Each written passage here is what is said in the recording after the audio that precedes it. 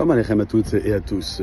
Pour commencer ce 5e livre de la Torah, le livre de Devarim, on nous explique que les paroles de Moshe sont des mots de reproche qui décomptent tous les endroits où les bénis Israël ont mis en colère le maître du monde. Et c'est pour protéger l'honneur des bénis Israël que Moshe s'est exprimé par allusion. Pourquoi tout d'abord Moshe a évoqué les fautes des bénis Israël de façon allusive et ensuite il les mentionne de façon explicite comme celle des espions des Meragelim. On peut comprendre cette situation par l'explication que donne le Shla Akadosh, que c'est marqué dans les proverbes Al-Tochiach lecha ben is-aneka, ochea lechacham leyaha eveka. Ne réprimande pas le moqueur de peur qu'il te haïsse, par contre réprimande le sage et il t'aimera. En effet, il existe deux chemins pour réprimander l'homme. Le premier consiste à lui dire qu'il ne se comporte pas convenablement et qu'il agit comme une mauvaise personne. Le deuxième chemin, c'est de flatter en lui disant qu'il est juif, qu'il est le fils du maître du monde, et que ce n'est pas de son rang d'agir de la sorte. Cela nous permet d'expliquer le verset qui dit de Shlomo Ameler, donc dans les proverbes, qui ne réprimande pas le railleur. Autrement dit, ne fais pas de réprimande à ton ami en lui faisant comprendre qu'il est mécréant, qu'il est rachat. La suite du verset, de peur qu'il te haïsse, car il ne voudra pas recevoir la réprimande. Par contre, réprimande le chacham, le sage, fais-lui la remarque qu'il est sage, qu'il est important, et que son comportement ne sied pas à sa position, et là, il t'aimera, il va t'aimer et accepter la réprimande.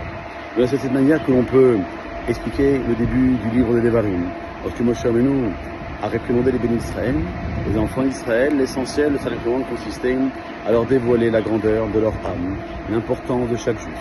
De ce fait, il a commencé par leur mentionner leurs fautes de façon allusive, et comme ils ont accepté cette réprimande de bon cœur, ils vont demander à Moshe de leur dire clairement quelle était leur réparation. Et c'est pour cela qu'ensuite, il va mentionner leurs fautes de façon ouvertement.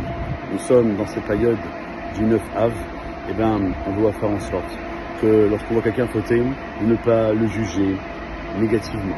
Essayer de toujours trouver des circonstances atténuantes, car chaque juif a des qualités, chaque juif a sa propre valeur, et ainsi, en agissant ainsi, en aimant chacun d'entre nous, on arrivera plutôt à faire quelque chose aussi bien par rapport à celui qui a fait la faute, que aussi pour nous-mêmes.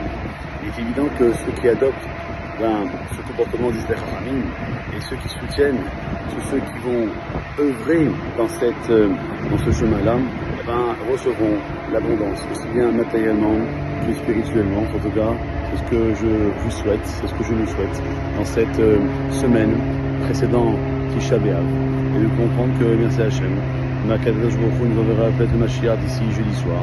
Et si ce n'est pas le cas, l'année prochaine nous serons le lendemain de Tisha B'Av, et que c'est le jour de Tisha B'Av, dit Midrash, que le Mashiach naît. C'est aussi une explication pour comprendre que Akadosh Baruch Hu, s'il a décidé l'année dernière que le Mashiach doit venir cette année, alors ça sera cette semaine.